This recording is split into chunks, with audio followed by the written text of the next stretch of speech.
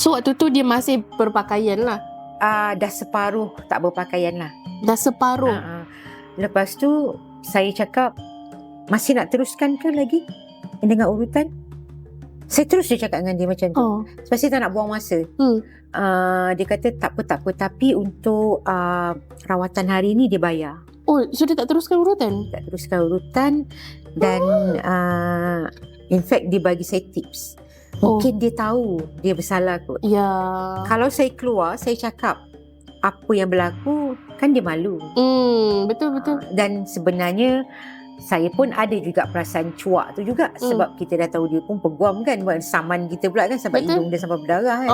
Berdarah tak berhenti Kuat juga tu, kena betul lah. 90 darjah kot. Macam saya macam tepat tau. Tepat tau dekat hidung dia. Tapi kira dia buat slot urutan tu semata untuk nak. Saya tak tahu selama ni. Sebab tu saya tanyalah kawan-kawan yang lain yang pernah buat dengan dia kan. Tak ada pula yang macam adalah sikit-sikit pelik-pelik, tapi itu tak adalah macam tak adalah sampai menyerang macam tu dengan saya.